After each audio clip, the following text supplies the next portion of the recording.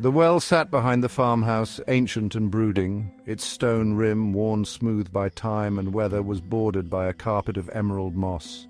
Grandmother called it the Whispering Well. "Never go there, Claire," she'd warned, her voice trembling. "It steals voices and spirits." Claire, 10 years old and full of daring, shivered. The well was forbidden, a place of mystery. The well's presence was unsettling. It seemed to watch, to listen.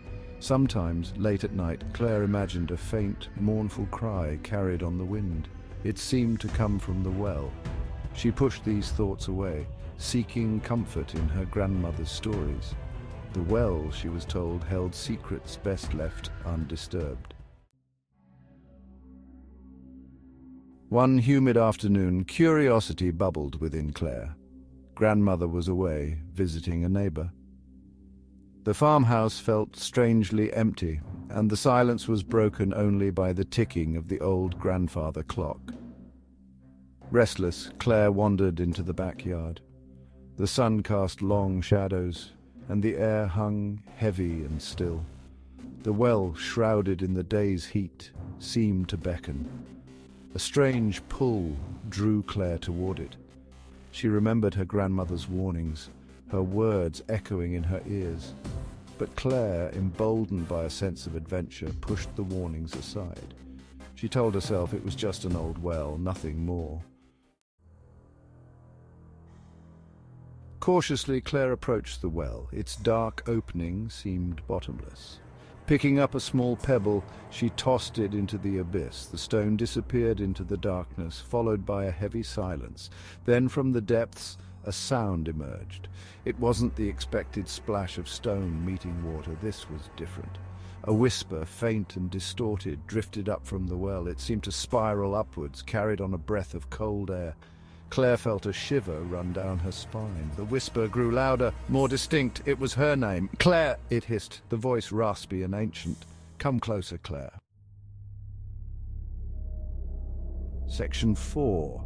A hand from the depths. Panic welled up inside Claire. She stumbled back, her heart pounding in her chest. She wanted to run, to escape the chilling voice that seemed to wrap around her like icy fingers, but her feet felt rooted to the spot. She was frozen in place, her eyes fixed on the well's gaping maw. Then a pale hand emerged from the well's depths. Its fingers, long and bony, grasped at the edge of the stone rim. Claire screamed, a sound choked by fear. The hand, followed by a grotesquely thin arm, pulled itself further out of the well.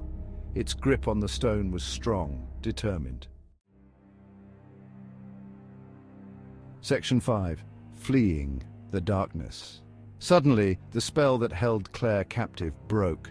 She turned and ran, her breath catching in her throat.